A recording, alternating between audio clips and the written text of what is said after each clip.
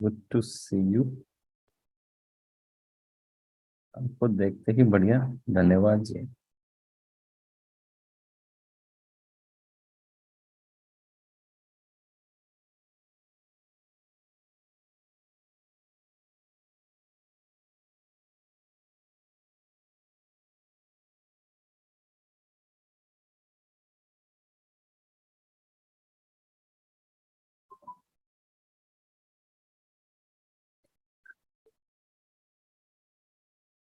चलिए, ready.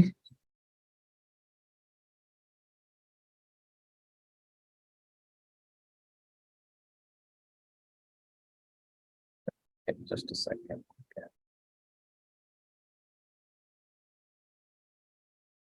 Hair cut which style pattern looks good. मैं क्या बताऊं इससे मैं तुम्हें।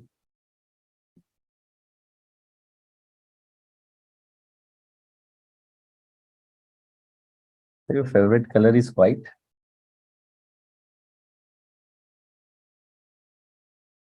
बट आज मैंने व्हाइट नहीं पहना है।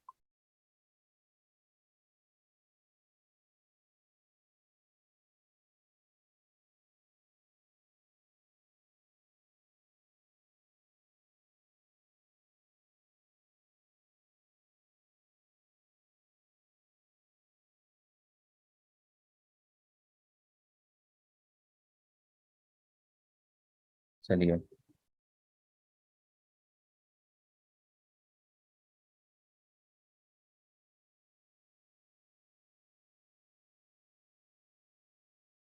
What is the print on your T shirt. Print क्या है? I don't know. उसको है। क्या है देख लो, ये लो। क्या है प्रिंट? एक आदमी है जिसका ब्रेन थोड़ा सा खाली है, खा लिया है किसी ने, ऐसा लग रहा है।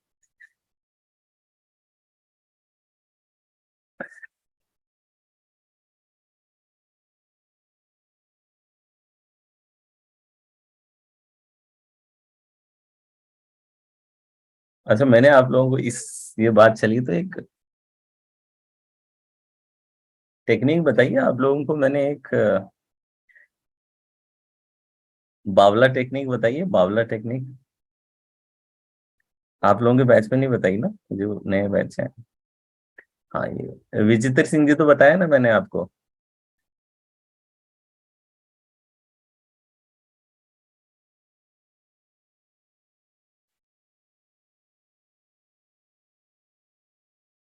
तो आज रिलेशनशिप की बात है, तो रिलेशनशिप के अंदर ना बावला टेक्निक बड़ा काम करती है। मतलब जब भी सामने वाला मतलब बहुत ज्यादा फ्रस्ट्रेट हो रहा है, चिल्ला रहा है, और बिना किसी बात पे आपसे रिएक्शन दे रहा है, ठीक है, तो उससे आर्गुमेंट में ना पड़े। जब वो आपसे बहुत ज्यादा रिएक्शन दे रहा हो तो मन ही मन में क्या बोलना है? बावला है। ठीक है। मन में क्या बोलना है? हल्का सा बाहर नहीं आनी चाहिए आपकी मुस्कुराहट, बाहर आ गई तो गड़बड़ हो जाएगी। तो सपोज आपका बॉस है, बहुत चिल्ला रहा है जोर जोर से और अक्यूज कर रहा है, सब कर रहा है, अंधेरे अंदर क्या बोले? हल्का सा अंदर मुस्कुराते हुए क्या बोले? बावला है। देखिए, ये पैटर्न इंटरप्ट है एक प्रकार का, इतना पावरफुली काम करेगा ना, आपको आनंद ही आ जाएगा। मतलब सामने वाला गुस्सा कर रहा है और आप रिएक्शन ही नहीं दे रहे।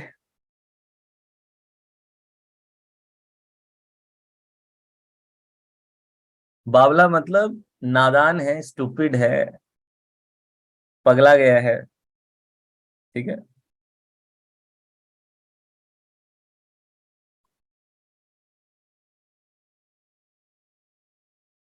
देखिए, गांधी जी एक बात कहते थे, that nobody can hurt you without your permission. ठीक है। तो बावला टेक्निक बहुत बार आपको हर्ट होने से बचा लेगी। तो जब पति पत्नी का झगड़ा चल रहा हो, आप हो सकता है पति वाले पक्ष में हो, आप पत्नी वाली में हो, जो भी चल रहा हो, जब बहुत ज्यादा चल रहा हो और आपको पता है कि कुछ होने नहीं वाला है कहने से, तो ऐसी ऐसी स्थिति के अंदर क्या करें? अंदर ही अंदर बोलना है कि बावला है या फिर बावली है। ध्यान रखें, सिर्फ मन में बोलना है, बाहर नहीं बोलना है। सडनली आप देखेंगे कि थोड़े दिनों में आपका घर का माहौल बड़ा शांत होने लगेगा। पति या पत्नी समझेगी ये मेरा पति इतना मिच्योर कैसे हो गया, ये तो रिएक्शन ही नहीं देता है।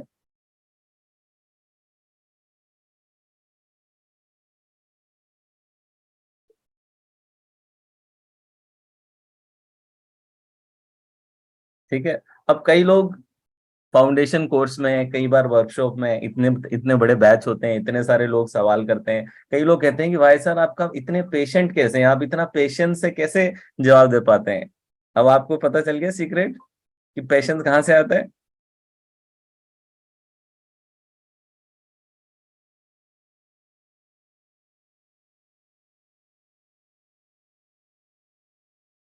तो ये पेशेंस का बड़ा अल्टीमेट सीक्रेट है।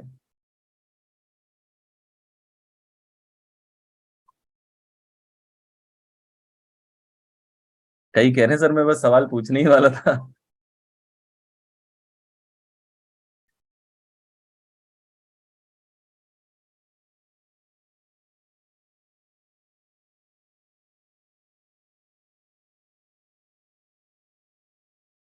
Nobody can hurt you without your permission.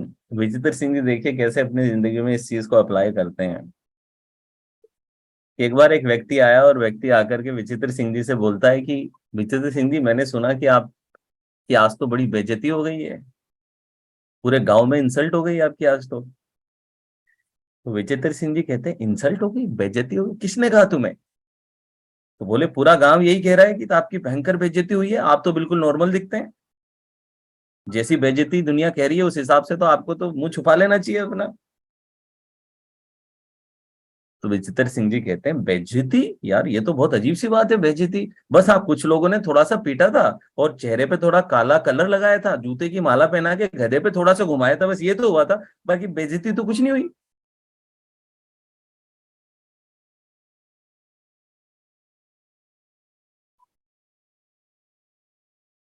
ठीक है।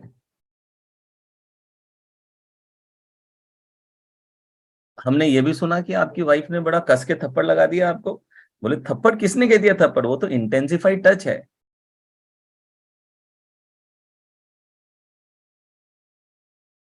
मैं तो उसे थप्पड़ नहीं समझता, वो तो इंटेंसिफाइड टच है।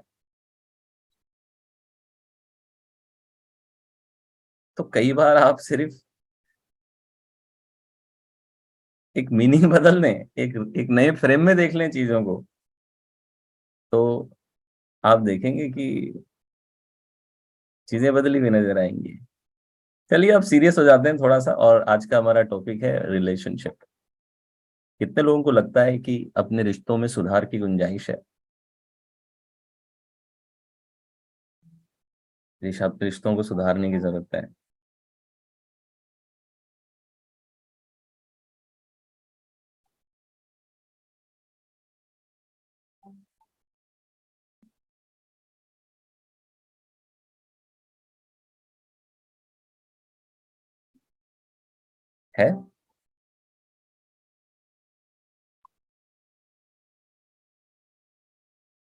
गैलप्स की एक रिसर्च कहती है कि उन्होंने काफी सारे लोगों को कई सालों तक मॉनिटर किया,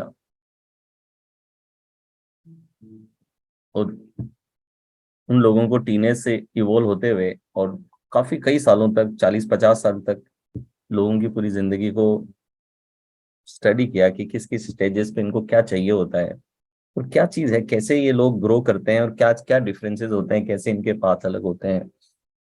तो आप देखेंगे कि ज्यादातर जिन लोगों से टीनेज में या अपनी ट्वेंटीज में जब पूछा जाता है कि आपकी खुशियां कहाँ से आती हैं, तो ज्यादातर लोग पैसा, पावर, फेम, जॉब, नौकरी, इन सब चीजों की बात कर रहे होते हैं। लेकिन जैसे जैसे आप अपने मिड 30s में आने लगते हैं, या फिर अपने 40s में, अर्ली 40s में एंटर होने लगते हैं, तो धीरे धीरे ये देखा गया है कि आपकी हैप्पीनेस में एक बहुत बड़ा कंट्रीब्यूटर होता है आपके रिश्ते, कि आपके रिश्तों की क्वालिटी कैसी है, आपकी रिलेशनशिप की क्वालिटी कैसी है। हो सकता है आपके पास में पैसा है, धन है, दौलत है, लेकिन अगर रिश्तों की क्वालिटी अच्छी नहीं है, तो आप देखेंगे कि सब कुछ मीनिंगलेस सा लगने लगेगा आपको, एंड सब कुछ होते हुए भी लगेगा कि कुछ है नहीं।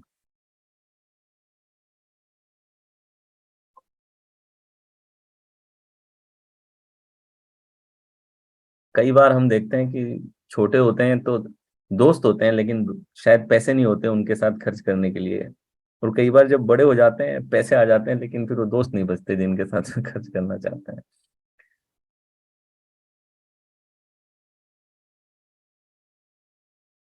तो रिश्ते हमारे जीवन का एक बहुत अहम एरिया है, राइट। बहुत ही इंपॉर्टेंट एरिया है, इसको नेग्लेक्ट नहीं कर सकते हम। और जितना ज्यादा आप नेग्लेक्ट इसको करेंगे, लॉन्ग टर्म में आप देखेंगे कि आपकी ओवरऑल हैप्पीनेस क्वोशिएंट पे बहुत असर डालेगा। ठीक है। तो सबसे पहले इसकी थोड़ा रूट पे जाते हैं कि आखिर रिश्तों की जरूरत क्या है। Why human beings need relationships. क्यों हमें रिश्ते चाहिए। मैंने शायद फाउंडेशन में भी हल्का सा जिक्र तो छेड़ता हूँ कि सबसे कॉम्प्लेक्स रिलेशनशिप की जो डायनामिक्स है, वो डायनामिक्स हम ह्यूमन में एग्जिस्ट करती है, राइट। जो ये फैमिली स्ट्रक्चर्स हमने डेवलप किए हैं, बहुत ही कॉम्प्लेक्स फैमिली स्ट्रक्चर है हमारे यहाँ पे। आप अगर एंड्स को देखें, मस्कीटोज को देखें, कई बर्ड्स को देख लें, फिशेस को देख लें, इवन मैमल्स भी बहुत सारे आप देख लें, इवन रेप्टाइल्स आप देख लें, इन सभी में आप देखेंगे तो इतनी कॉम्प्लेक्स फैमिली स्ट्रक्चर या फिर कॉम्प्लेक्स रिलेशनशिप डायनामिक्स नहीं है, राइट। तो ह्यूमंस में इतनी कॉम्प्लेक्स डायनामिक्स क्यों है, और क्यों हम रिश्ते बनाते हैं, आज इसका गहराई में ऊपर से तो कि भाई समाज कहता है इसलिए आप कर लेते हैं, मगर ये ये इतना कॉम्प्लेक्स रिलेशनशिप डायनेमिक्स और स्ट्रक्चर कैसे इवॉल्व हुआ ह्यूमन स्पीशी में, जरा इसको समझने का प्रयास करते हैं। आप देखें कि अगर एक रिश्ता लें हम, माँ बाप और बच्चों का अगर रिश्ता लें, बिल्कुल एक एक बहुत ही इंपॉर्टेंट रिश्ता ये होता है, जो रिश्ता सभी स्पीशी में पाया जाता है, राइट। कि एक मैटरनल इंस्टिंक्ट जिसे कहते हैं, वो इंस्टिंक्ट आप देखेंगे कि हर एक स्पीशी में आपको मिलेगी। लेकिन इसका जो ड्यूरेशन अगर आप देखें, आप देखेंगे कि ड्यूरेशन बाकी सभी स्पीशी में, कोई भी मदर या कोई भी फादर अपने बच्चे से कितना समय कनेक्टेड रहेगा, there is a fix time duration. जिस टाइम ड्यूरेशन तक एक मदर और एक बच्ची की बॉन्डिंग है, उस टाइम ड्यूरेशन के बाद में there is no bonding, right. Even बहुत सारी स्पीशी तो ऐसी हैं कि जिसमें जो मेल पार्ट है, मेल पार्ट का रोल इतना ही है to donate the sperm, that's it. उसके बाद में मेल ना तो प्रोटेक्शन की केयर करता है, ना फूड प्रोवाइड करने की केयर करता है, उसका कोई रोल ही नहीं है वहां पे। Everything has to be done by the mother. जैसे डॉग्स में आप देख लें, अपने आसपास आप डॉग्स देखते हैं, डॉग्स का रिलेशनशिप डायनेमिक्स के अंदर अपने फैमिली के प्रति मेल डॉग का कोई रिस्पॉन्सिबिलिटी नहीं है, apart from just supplying the sperm, that's it. It is the mother जो प्रोटेक्ट करेगी, जो फूड ढूंढेगी और स्ट्रॉन्ग रिलेशनशिप रखेगी। लेकिन कितने समय तक, कुछ महीनों तक। उसके बाद में there is no attachment, there is no kind of attachment between mother and the son. वो पपी जो अब बड़ा हो गया, अब दोनों के बीच में कोई रिकग्निशन नहीं है, राइट। कई मौत ऐसे होते हैं, जो मौत होते हैं, वो ऐसे होते हैं कि जिनमें मदर बच्चा पैदा करती है, ठीक है, और पैदा करते ही शी डाइज। तो यानी कि वो 3 महीने के लिए एक जगह पे जाएगी, अपना ही फैट खाती है वो, कोई कुछ नहीं करती है। अपना शी, उसका बॉडी मैकेनिज्म ऐसा है कि उसने एक बार इकट्ठा कर लिया है और उसी को वो खाती रहती है, एंड जैसे ही बच्चा पैदा होता है, मदर वहीं पे खत्म हो जाती है। अब वो जो बच्चा है, वो बच्चा सेल्फ एम्पावर्ड है, सेल्फ इक्विप्ड है, हंट करने के लिए, खाना ढूंढने के लिए, उसका जो बेसिक सॉफ्टवेयर है उसको कोई एक्सटर्नल वर्ल्ड की ट्रेनिंग की जरूरत नहीं है। वो इतना स्मार्ट है पैदा होते ही कि अपना सब कुछ ढूंढ सकता है। बहुत सारी फिशेज में आप ऐसा देखेंगे कि जहां पे मदर की कोई रिस्पॉन्सिबिलिटी नहीं है। मदर एग देगी बाहर, एग फर्टिलाइज हुआ हुआ एग देंगी बाहर, बच्चा उसमें से पॉप होगा, और पॉप होने के बाद में mother has no responsibility towards the kid, and kid जो आया है वो आते ही तैयार है आगे करने के लिए। तो ये जो हम माँ और बच्चे की रिश्ते की बात करते हैं, ठीक है, कि ये बहुत एक्सट्रीमली कंडीशनड रिलेशनशिप है। हम बायोलॉजिकली कंडीशनड होते हैं इस रिश्ते के लिए। इसलिए जितनी जितनी स्पीशी के अंदर अपने जेनेटिक रेप्लिका को ट्रेन करने के लिए, प्रोपोगेट करवाने के लिए जितना जितना समय लगता है, उतनी उतनी देर के लिए पेरेंटल केयर एग्जिस्ट करती है। ईगल्स में होती हैं, बर्ड्स में देखें कि एक एक पर्टिकुलर टाइम है जिसमें जब उसको आपने फ्लाई करना सिखा दिया, उसको दाना चुगना सिखा दिया, उसके बाद में there is no paternal maternal connection, कोई कनेक्शन नहीं है वहां पर फिर। ठीक है, कोई चिड़िया, डॉटर या सन चिड़िया, ठीक है, सन बर्ड, कोई भी आकर के बुढ़ापे में अपने माँ बाप की सेवा नहीं करता है। ठीक है, कोई पपी बड़ा होकर के अपने माता पिता का ख्याल नहीं रख सकता। ठीक है, वो मैकेनिज्म्स ही नहीं है। तो ह्यूमन बीइंग एकमात्र ऐसी स्पीशी है, एक चिड़िया को एग्जैक्टली पता है कि कब मेरे बच्चे को फ्री कर देना है मुझे। एक डॉग को क्लियरली पता है कि कब फ्री कर देना है, कब डिटैच हो जाना है, कब फ्री कर देना है। एक फिश को भी पता है, एक मस्कीटो, एक हनी बी, एक एंट को भी पता है। सिर्फ ह्यूमन बीइंग को नहीं पता कि कब फ्री कर देना है। ठीक है, हम बच्चा 60 साल का भी हो जाए तो उसे गले लगा के रखना चाहते हैं, उसकी ओनरशिप रखना चाहते हैं अपने पास में। यस और नो? बिकॉज अब ये बायोलॉजिकल, अब ध्यान दीजिएगा, ये जो अपने माँ बाप की सेवा करना, ये जो पेरेंटल रिलेशनशिप का एवोल्यूशन जो ह्यूमन बीइंग्स में है, ये एक इमर्जिंग प्रॉपर्टी है because of our social dynamics. हमारी सोशल डायनामिक्स का नतीजा है, उससे इमर्ज होती है ये।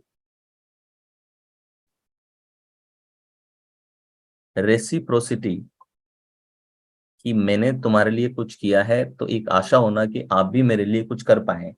ये जो रेसिप्रोसिटी है रिलेशनशिप के अंदर, ये सोशल डायनामिक्स का नतीजा होती है ह्यूमन बीइंग्स के अंदर। तो देखें कि हम रिश्ते क्यों बनाते हैं। तो पहले तो आपने समझा कि कितना बायोलॉजी का कितना बड़ा रोल है, हम किस तरीके से अपने रिश्ते बनाते हैं। ठीक है, तो कुछ कुछ कारण हैं जिनकी वजह से रिलेशनशिप की डायनेमिक्स आती है हमारे अंदर।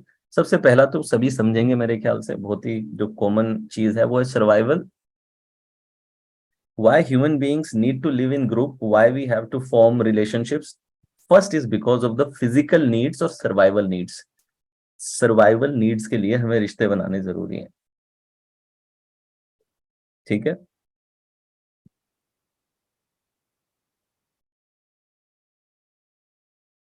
क्यों? आप देखें, आप बच्चा पैदा होता है, जब आप जस्ट बच्चा पैदा होता है अपने सर्वाइवल नीड्स के लिए कंप्लीटली अपने माँ बाप पे डिपेंडेंट है। खुद से अपना खाना प्रोड्यूस नहीं कर सकता, खाना खा नहीं सकता, ढूंढ नहीं सकता, तो कंप्लीटली डिपेंडेंट है अपनी सर्वाइवल नीड्स के लिए। तो जब आप पैदा होते हैं तो आपका जो पहला अटैचमेंट बनता है, वो अटैचमेंट सर्वाइवल नीड्स के लिए बनता है। ठीक है, तो अगर आप एक बच्चे को पैदा करते ही माँ अगर किसी और को सौंप दे, तो बच्चा पैदा करने वाली माँ से अटैच नहीं होगा, वो किससे अटैच होगा? जिसको आपने सौंप दिया है, जो उसे खाना खिला रही है, पानी पिला रही है, दूध पिला रही है, उसके साथ अटैच होगा, आपसे उसका कोई लेन देन नहीं रहेगा। तो आपका जो फर्स्ट फाउंडेशन होती है रिलेशनशिप की, वो सर्वाइवल से आती है। ठीक है, इसीलिए आप देखते हैं, अब देखिए कि आप अपने माँ बाप से इसलिए जुड़े because there is a survival need. ठीक है,